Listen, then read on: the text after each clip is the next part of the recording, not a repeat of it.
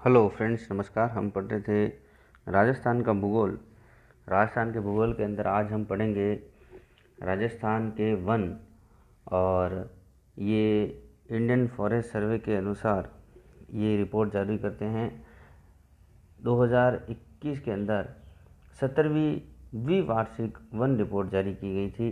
उससे रिलेटेड सारे करंट के जितने भी डेटा हैं ये मैं आपको इस टॉपिक के अंदर सारा कुछ क्लियर कर दूंगा। जितने भी आपके करंट के जितने भी इससे डेटा आएंगे, फैक्चुअल डेटा आएंगे, उन सबको आपको एक बार अच्छे से अपने नोटबुक में नोट करना है, इन सबको रिवाइज करना है और इससे आपके 100% क्वेश्चन आता है।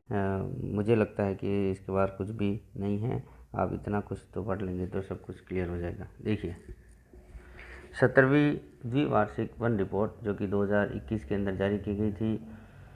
वन यानी कि यह है प्रकृति प्रदत्त संसाधन है, इसके बारे में आपको पता है।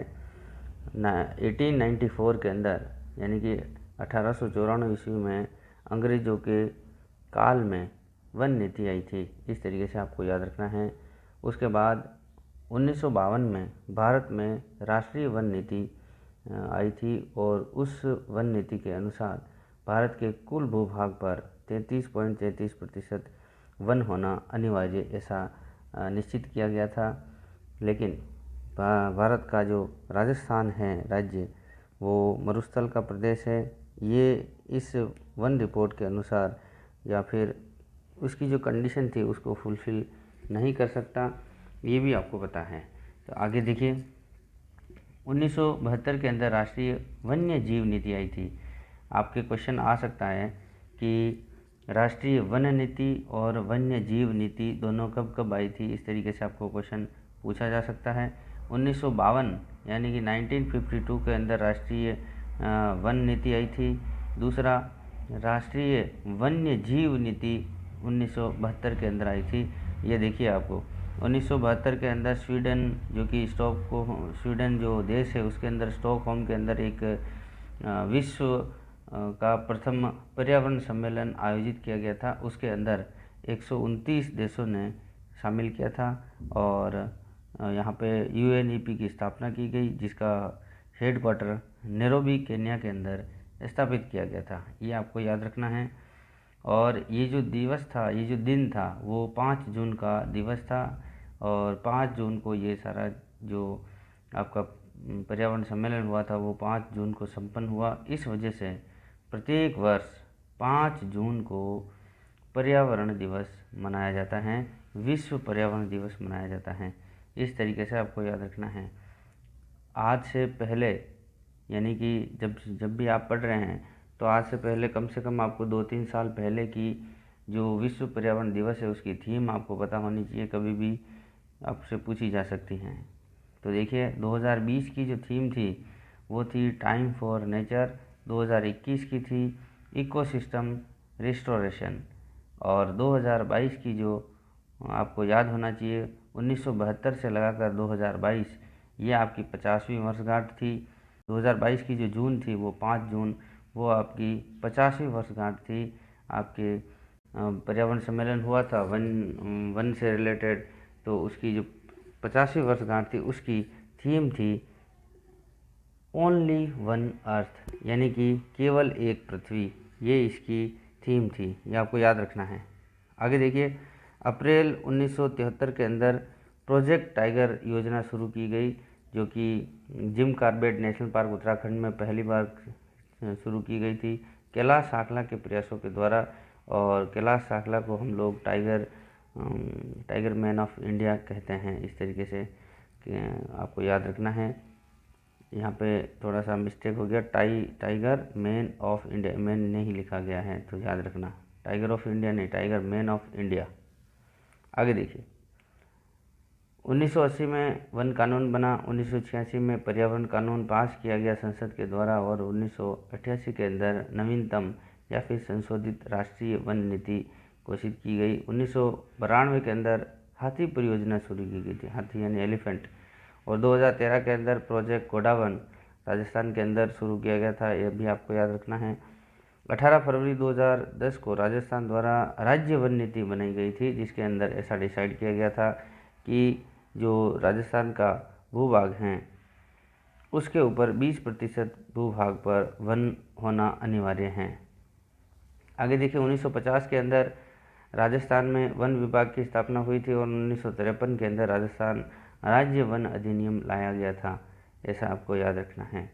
1901 के अंदर टोंक रियासत ने शिकार एक्ट बनाया था, शिकार एक्ट, और 1910 के अंदर जोधपुर ने वन कानून बनाया था।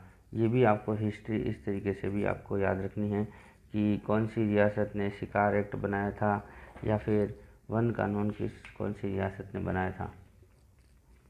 अब हम सारे करंट डेटा से रिलेटेड पढ़ेंगे। देखिए राजस्थान का वन रिपोर्ट जो कि 2021 के अंदर जारी किया गया था, इंडियन फॉरेस्ट सर्वे के अनुसार राज्य का कुल भूभाग आपको पता होना चाहिए 3,42,239 वर्ग किलोमीटर, जो कि देश का कुल भौगोलिक क्षेत्र है, यानी कि 10.41% आपका कुल जो प्रतिशत के अंदर भौगोलिक क्षेत्र हैं देश का। भारतीय वन सर्वे जो कि इंडियन फॉरेस्ट सर्विस, जिसका मुख्यालय देहरादून के अंदर है, इसकी स्थापना 1981 में हुई थी, ये भी आपको याद रखना है। और स्थापना 1981 में हुई, जबकि जो प्रथम वन रिपोर्ट जारी 1987 में की गई थी, इस तरीके से भी आपको याद रखना है। 17वीं जो रिपोर्ट थी वो 2021 के अंदर जारी की गई थी। इस रिपोर्ट में 16वीं रिपोर्ट के मुताबिक वनों में वृद्धि पाई गई, ऐसा आपको याद रखना है। देखिए ये जो रिपोर्ट जारी की गई उसके अंदर उपग्रह की सहायता से आंकड़े लिए गए, ये भी आपको याद रखना है। कौन सा उपग्रह लिया गया ये आपको क्वेश्चन पूछा जा सकता है, तो आपको याद रखना है IRS रिसोरसेट 2 LISS थर्ड सैटेलाइट, इस तरीके से ये पूरा का पूरा आपको याद रखना है। और जारी करने वाला जो मंत्रालय आता है, इसके अंदर कौन सा मंत्रालय के अधीन ये भारतीय वन सर्वेक्षण कार्य करता है, तो आपको याद रखना है पर्यावरण, वन एवं जलवायु परिवर्तन मंत्रालय। राजस्थान भारत के भौगोलिक क्षेत्र के अनुसार इसमें आरक्षित जो वन क्षेत्र हैं, इसमें भारत में ये 15वां स्थान रखता है, क्योंकि यहाँ पे वन का अभाव है। इस वजह से ये भारत में जितने भी राज्य हैं उनमें ये 15वां स्थान रखता है। देखिए इसका कुल अभिलेखित वन जो है वो 32,863 वर्ग किलोमीटर ही है, और राज्य का कुल भौगोलिक क्षेत्रफल का 9.60% हैं। लेकिन 16वीं रिपोर्ट आई थी 2019 के अंदर, उसमें 9.57% था, जो कि बढ़कर कितना हो गया 9.60% हो गया, यानी कि 0.03% की यहाँ पे वृद्धि पाई गई। इस तरीके से आपको याद रखना है। राज्य का वनावरण एवं वृक्षावरण ये पूछा जाता है, याद रखिए वनावरण कितना है, वृक्षावरण कितना है, इसका प्रतिशत कितना है, ये भी आपको इंडिविजुअल पूछा जाएगा, और कॉमन कितना है, तो ये इम्पोर्टेंट जानकारी है। देखिए राज्य का वनावरण वृक्षावरण 25,387.96 किलोमीटर स्क्वायर है, यानी वर्ग किलोमीटर है, तो ये कितना प्रतिशत है 7.42% है। वनावरण और वृक्षावरण अलग से दे रखा है, ये भी आप लोगों को अलग अलग तरीके से याद रखना है। प्रति व्यक्ति औसतन वनावरण एवं वृक्षावरण कितना आता है ये आपको याद रखना है। ये हेक्टेयर के अंदर है, पहले मैंने सब कुछ किलोमीटर के अंदर दिखाया है, आपको याद रखना है 0.037 हेक्टेयर। इस तरीके से प्रति व्यक्ति औसतन वनावरण या फिर वृक्षावरण दोनों मिलकर इस तरीके से आता है। देखिए राजस्थान में कितने टाइप के वन हैं और उनका कितना कितना क्षेत्रफल है, ये एक टेबल मैंने क्रिएट कर रखी है, ये आपको याद रखना है। देखिए अत्यंत शुष्क टीक वन जो आता है, ये मैं प्रतिशत बता देता हूँ आपको, कभी क्वेश्चन पूछा जाए तो क्षेत्रफल में भी आपको इस तरीके से याद रखना है। मैं सिर्फ अभी हम पढ़ के केवल प्रतिशत बता रहा हूँ। अत्यंत शुष्क टीक वन जो है 4.92% है। उत्तरी मिश्रित जो शुष्क मिश्रित पर्णपाती वन आते हैं वो है आपको 38.78%, जो कि सबसे ज़्यादा हैं। सबसे ज़्यादा वन हमारे यहाँ पे कौन से प्रकार के हैं, तो आपको याद रखना है उत्तरी शुष्क मिश्रित पर्णपाती वन। आगे बढ़िए। शुष्क पर्णपाती जो झाड़ियाँ हैं वो कितनी है 10.9 2% है। एनोजिसस पेंडुला वन जो है वो आपका 14.78% है। मरुस्थल कंटिले वन ये आपका 3.80% है। और मरुस्थल ड्यून झाड़ियाँ ये आपकी कितने परसेंट है, देखिए आपकी 4.52% है। तो इस तरीके से आपको वनों के प्रकार कितने हैं, उसमें कौन कौन से वन हैं, ये भी आपको याद रखना है। अब आगे देखते हैं, राजस्थान वन अधिनियम 1953 के प्रावधानों के अनुसार ये आपको याद रखना है, जो प्रशासनिक वन हैं उसका वर्गीकरण किस तरीके से किया गया है। ये 3 तरीके से होते हैं, यानी कि आरक्षित वन, रक्षित और अवर्गीकृत वन। यानी कि रिजर्व वन, रिजर्व का मतलब आरक्षित वन, रक्षित वन का मतलब प्रोटेक्टेड वन, और अवर्गीकृत का मतलब अनक्लासिफाइड वन, हम इस तरीके से कह सकते हैं। ये देखिए, इसका प्रतिशत आपको याद रखना है, और कितना किलोमीटर इसका क्षेत्रफल आता है ये भी आपको याद रखना है, क्योंकि एग्ज़ाम में पूछा जाता है। आरक्षित वन के अंदर वो सारे वन प्रदेश आएंगे जहाँ किसी भी प्रकार की मानवीय गतिविधियाँ का उसमें कोई भी हस्तक्षेप नहीं हो, पूर्ण रूप से ये प्रतिबंधित हो, ये आपको याद रखना है। ये आरक्षित वन कहलाते हैं। जैसे हम लोग किसी भी ट्रेन के अंदर हम लोग रिजर्वेशन करवाते हैं, तो उस सीट के ऊपर हमारा ही अधिकार होता है, जहाँ से हमने उसका रिजर्वेशन करवा दिया, उसके ऊपर और कोई नहीं बैठ पाएगा। तो इसी तरीके से यहाँ पे भी रिजर्वेशन का मतलब आरक्षित वन, इसका मतलब ये हुआ कि यहाँ पे किसी भी मानवीय गतिविधियों का पूर्ण रूप से प्रतिबंधित किया गया है। जो रक्षित वन है, प्रोटेक्टेड वन, उसके अंदर कुछ हम लोग ऐसा कह सकते हैं कि कुछ मानवीय क्रियाकलापों को यहाँ पे छूट दी गई हैं।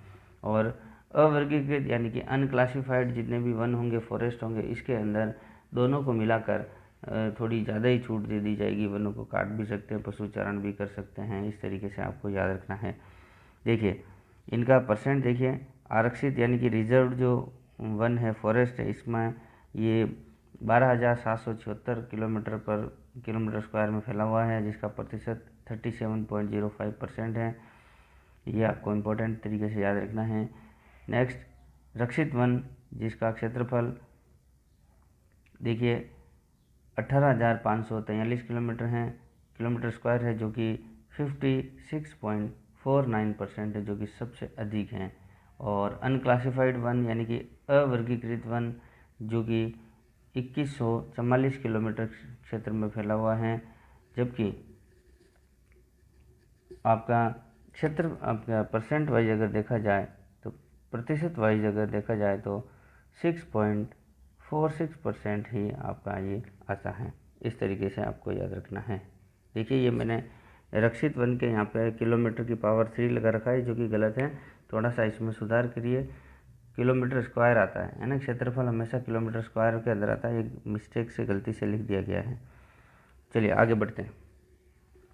राजस्थान में भूमि का उपयोग किस किस तरीके से कहाँ कहाँ पे किया गया है, या फिर कहाँ पे किस तरीके से किया जाता है, ये देखिए एक चार्ट मैंने बना रखा है। जंगल कितना है, खेती के लिए अनुपलब्ध भूमि कितनी है, स्थायी चारागाह और अन्य चारागाह भूमि कितनी है, कृषि योग्य बंजर भूमि कितनी है, परती भूमि कितनी है, और शुद्ध बोया गया क्षेत्र कितना है। तो इन सब के अंदर अगर आपको कुछ एक डेटा याद रखना है तो आपको याद रखना है शुद्ध बोया गया क्षेत्र कितना है, 17,903 लाख हेक्टेयर, जो कि शुद्ध बोया गया क्षेत्रफल है।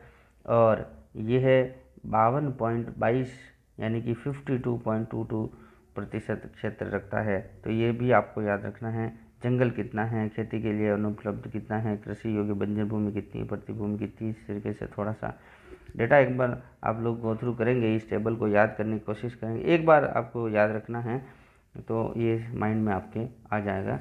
बाकी आप एलिमिनेट कर लेंगे जहाँ भी आपको याद रखना है। एक जरूर याद रखना है, शुद्ध बोया गया क्षेत्रफल कितना है, 52.22%, 17,903 लाख हेक्टेयर ये क्षेत्रफल, इस तरीके से आपको याद रखना है।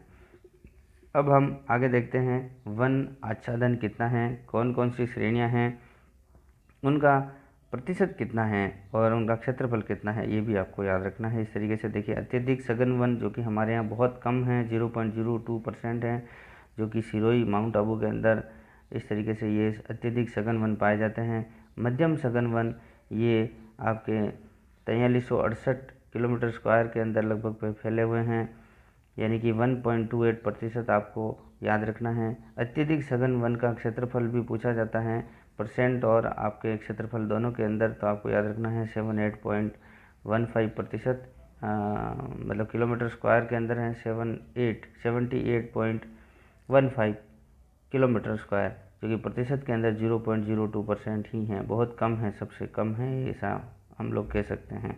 बाकी खुले वन और झाड़ियाँ ये इस तरीके से हैं, ये भी आपको याद रखना है। झाड़ियाँ यहाँ पे 1.41% हैं। अब ये जो मैंने चार एक टेबलें बना रखी हैं, इन चार टेबल से 100% क्वेश्चन आता है, ये भी आपको याद रखना है। चलिए, राजस्थान के सबसे अधिक वन क्षेत्रफल वाले या फिर वन क्षेत्र वाले ज़िले कौन से हैं? इन 5 जिलों में से 100% क्वेश्चन आता है। इनका सीक्वेंस पूछा जाएगा, पहला, दूसरा, तीसरा, चौथा, पाँचवा, या फिर दूसरा तीसरा, पहला हटा देंगे, दूसरा तीसरा से स्टार्ट कर लेंगे। कहीं से भी क्वेश्चन पूछा जा सकता है। आपको ऑप्शन में हो सकता है पहला ऑप्शन आए नहीं, दूसरे से स्टार्ट कर दिया जाएगा कि इनमें से सबसे अधिक जिलों वालों का क्रम बनाइए। तो ये आपको इस तरीके असेंडिंग, डिसेंडिंग, यानी आरोही अवरोही क्रम कोई भी पूछा जाएगा, आपको ये याद रखना है। सबसे ज़्यादा वन अगर क्षेत्रफल वाइज देखा जाए तो उदयपुर के अंदर हैं, क्योंकि अरावली जहाँ पे हैं, जहाँ जहाँ अरावली होगी या फिर सबसे ज़्यादा सघन होगी, सबसे ज़्यादा अरावली का क्षेत्र होगा, उसमें सबसे ज़्यादा वन होंगे। तो उदयपुर के अंदर अरावली की सबसे ज़्यादा फैली हुई है अरावली, तो यहाँ पे वर्षा भी अधिक होती है और अरावली की वजह से यहाँ पे वन भी ज़्यादा है। तो उदयपुर के अंदर सबसे ज़्यादा वन है, क्षेत्रफल वाइज और प्रतिशत वाइज दोनों आपको याद रखने हैं। उदयपुर के अंदर सबसे ज़्यादा, फिर अलवर, ऊपर की तरफ चले जाएंगे अलवर के अंदर, फिर क्षेत्रफल वाइज प्रतापगढ़, फिर बारा और चित्तौड़गढ़। ये मैंने किलोमीटर भी आपके सामने लिखा हुआ है चार्ट के अंदर। देखिए, मैंने एक छोटा सा डायग्राम बना रखा है, आपको एरो की तरफ से इस तरह से फर्स्ट, सेकंड, थर्ड, फोर्थ, यानी कि आपको जेड बनाते हुए चलना। नीचे से ऊपर जाना है, ऊपर से वापस नीचे आना है, नीचे से ऊपर जाना है, ऊपर से वापस नीचे आना है। ये सारे के सारे जिलों का क्रम हो जाएगा, यानी कि उदयपुर, अलवर, प्रतापगढ़, बारा और चित्तौड़गढ़। इस तरीके से आपको याद रखना है क्षेत्रफल के अनुसार। अब हम पढ़ेंगे जो प्रतिशत क्षेत्रफल हैं, प्रतिशत के हिसाब से कौन कौन से जिलों के अंदर सर्वाधिक हैं। सबसे ज़्यादा आपके उदयपुर, फिर प्रतापगढ़, यानी कि अब आपका अलवर हट गया इसमें, डायरेक्ट आपका पहला जो क्षेत्रफल वाइज था आपका पहला, दूसरा, तीसरा, तो अब यहाँ पे जो दूसरा था वो डायरेक्ट हट गया, यहाँ पे जो तीसरा था वो दूसरे स्थान पे आ गया। देखिए, उदयपुर, प्रतापगढ़, सिरोही, करौली, बारा, ये आपका है। और इसमें क्षेत्रफल के जो प्रतिशत दे रखे हैं, जैसे उदयपुर में कितने वन हैं, 23.49% हैं, यानी कि 23.49%। प्रतापगढ़ के अंदर भी 23.24% है, लगभग 23% अगर दो कोई पूछा जाए तो उदयपुर और प्रतापगढ़ हैं। इस तरीके से आपको याद रखना है। अब ये तो मैंने आपको राजस्थान में अधिकतम वाले बताए, प्रतिशत वाइज और क्षेत्रफल वाइज। अब हम पढ़ेंगे न्यूनतम। न्यूनतम यानी सबसे कम जिले, क्षेत्र वाले जिले कौन से हैं और उनका प्रतिशत क्या है। देखिए, न्यूनतम वन क्षेत्रफल वाले जिले, 33वां जिला कौन सा है, यानी कि चूरू है। उसका क्षेत्रफल में कितना है, अगर आपको क्षेत्रफल पूछा जाए तो 77.69 किलोमीटर स्क्वायर क्षेत्रफल में ही आपके चूरू जिले के अंदर वन है। फिर हनुमानगढ़ जिला है, फिर जोधपुर है, फिर श्रीगंगानगर है, फिर आपका दौसा है। कम से कम आपको 4 जिले आपको याद रखने ही होंगे। देखिए, इनका आपको क्रम इस तरीके से, देखो मैंने एक डायग्राम बना के बता रखा है। चूरू, फिर हनुमानगढ़, फिर आपका जोधपुर, फिर आपका श्रीगंगानगर। 1 2 3 4 एरो मैंने बना रखे हैं, एरो के हिसाब से आपको याद रखिए। और 5th नंबर का आपका दौसा आ गया, इस तरीके से मैंने बता रखा है। आपको ये चार्ट याद रखेंगे। एक बार आपने ऐसे राजस्थान का इस तरीके से मैप बनाया, आपने 1 से फिर ऊपर चले गए 2 पे, 2 से आप नीचे 3 में आ गए, 3 से वापस 4 चले गए। इस तरीके से आप लोग याद रखेंगे। ये सारे ज़िले हैं, 1 नंबर पे चूरू है, दूसरे नंबर पे हनुमानगढ़ है, तीसरे नंबर पर जोधपुर है, चौथे नंबर पर आपका श्रीगंगानगर है और 5वें नंबर पर दौसा है। तो ये आपका क्रम है। लेकिन 29वां आपको इस तरीके से याद रखना है। 33वां जिला चूरू, फिर 32वां जिला हनुमानगढ़, फिर आपका जोधपुर, फिर श्रीगंगानगर और दौसा। चलिए, अब हम पढ़ेंगे प्रतिशत जो है क्षेत्रफल, न्यूनतम प्रतिशत क्षेत्रफल वाले ज़िले कौन कौन से हैं। इसके अंदर भी जो हनुमानगढ़ हैं वो हट जाएगा, और दूसरा जो चूरू की जगह जोधपुर और जोधपुर की जगह चूरू आ जाएगा। इस तरीके से आपको याद रखना है। देखिए, जोधपुर के अंदर सबसे प्रतिशत वाइज, जैसे उसमें क्षेत्रफल वाइज तो चूरू था, लेकिन इसमें आपको याद रखना है जोधपुर का क्षेत्रफल बड़ा है, इस वजह से जोधपुर का आपका परसेंट है वो सबसे कम आएगा। तो 33वां जिला जोधपुर, फिर 32वां चूरू, फिर जैसलमेर, बीकानेर और हनुमानगढ़ और नागौर का लगभग दोनों का 0.96% है। ये 29 और 28 इस तरीके से याद रखना है, क्योंकि अल्फ़ाबेट के अनुसार हम लोग याद करेंगे। एच पहले आता है, एन बाद आता है, इसलिए हम लोगों ने ऐसा लिखा गया कि हनुमानगढ़ और नागौर। दूसरा, दोनों का जो परसेंट हैं वो दोनों का लगभग बराबर ही है, 0.96%। तो इस तरीके से हमने ये पूरा का पूरा राजस्थान के वन रिपोर्ट जो 2021 के अंदर जो 17वीं वन रिपोर्ट आई थी इंडियन फॉरेस्ट सर्वे के अनुसार, वो हमने इसमें सारे के सारे जो फैक्चुअल डेटा थे वो हमने अच्छे से पढ़े। आप इस वीडियो को अच्छे से एक बार देखिए, कहीं पर भी अपने नोटबुक में नोट डाउन कीजिए और एक दो बार उसको रिवाइज कीजिए, जिससे कि ये सारे के सारे आपके लर्न हो जाएंगे। इसमें कोई दिक्कत नहीं है। मेरा हैंड रिटन नोट्स का प्रयास आपको कैसा लग रहा है, इसकी प्रतिक्रिया आप लोग मुझे लाइक कमेंट के साथ करेंगे। अन्य तक पहुंचाने के लिए इसको शेयर करिए, क्योंकि उनको भी इससे लाभ मिल सके। अगर आपने चैनल को सब्सक्राइब नहीं किया है तो उसको सब्सक्राइब कीजिए, जिससे कि मेरे आने वाले सभी वीडियो बिना रुके आप तक पहुंचते रहें। मिलते हैं नए वीडियो में। ओके, नमस्कार।